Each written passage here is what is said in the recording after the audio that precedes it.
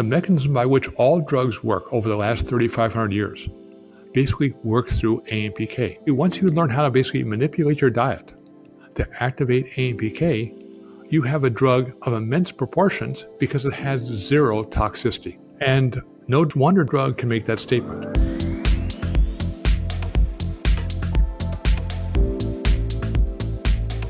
Hello and welcome to the Wellness Zone podcast, where we discuss the science of wellness, metabolism, and the dietary pathways to maintain them. I'm Mary Perry, and I'm here with Dr. Barry Sears. And this week, we are doing a deep dive into the world of pharmaceutical wonder drugs. So you might be surprised to discover just how far back in human history we've been concocting spices, potions, and products to ease ailments and enhance our well-being. So without further ado, Dr. Sears, please tell us all about these pharmaceutical wonder drugs. Well, we think of wonder drugs as being something new in human history.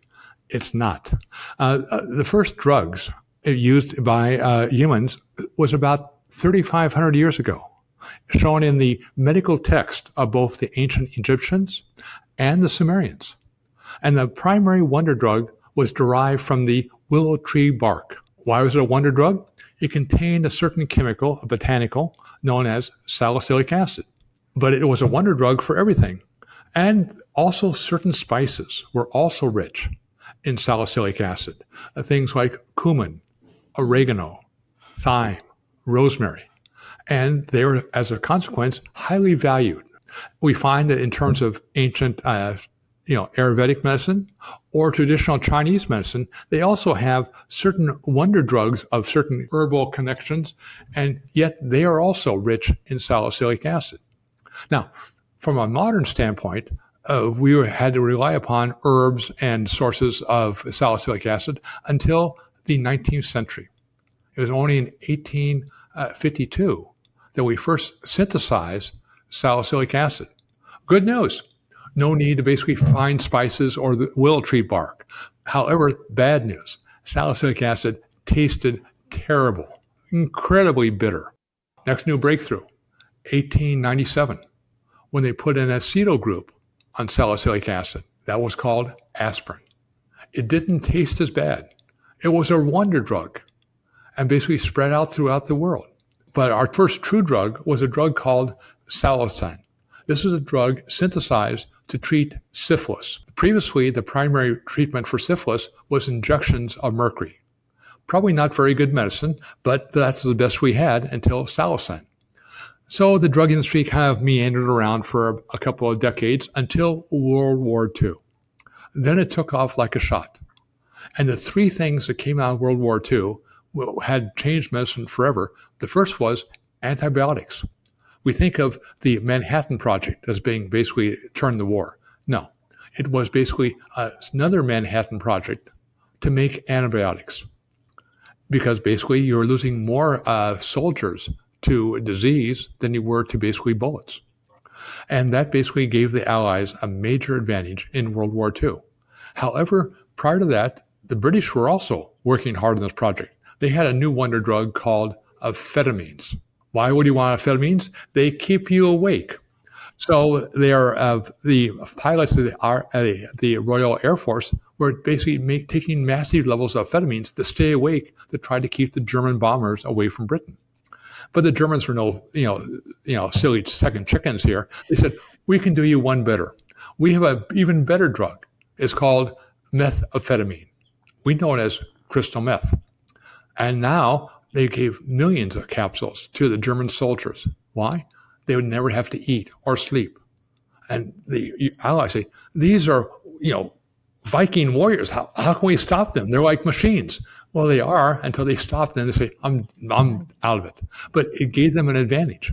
So those were the three major drugs that were used in World War II. So Dr. Sears, take us into the 21st century. What are the wonder drugs of today? Well, we can list them. They're pretty quickly. One is still an aspirin.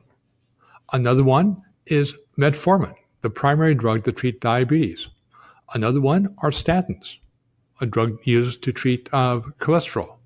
And the third are GLP-1 Agonists, a drug that causes you to lose weight, treat diabetes, treat heart disease, treat kidney disease, treat liver disease, treat neurological disease.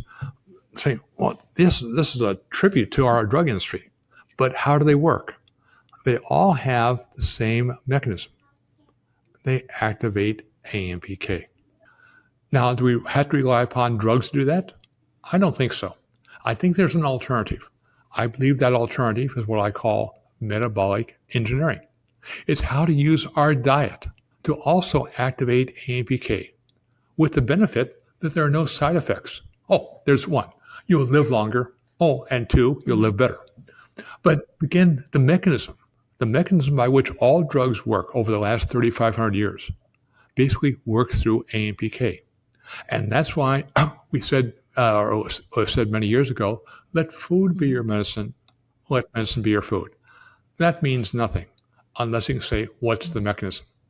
Now we can say the mechanism is activation of AMPK. And we have our choices.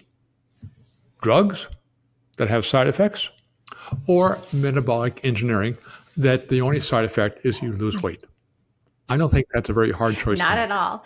So Dr. Sears, the science of metabolic engineering is very complex, and everything you just presented, there's a ton of information. So if people want to learn more about the science of metabolic engineering, where should they go to learn more? Well, I would go to drsears.com. You're right. The science of metabolic engineering is complex. We try to explain it. But how you can take that science and utilize it is actually quite simple. And basically, once you learn how to basically manipulate your diet to activate AMPK, you have a drug of immense proportions because it has zero toxicity. And no drug can make that statement, but metabolic engineering can.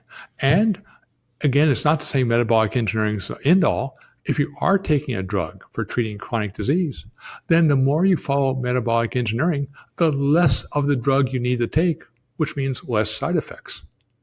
So it's a very exciting time in science, as saying it's going back to the future.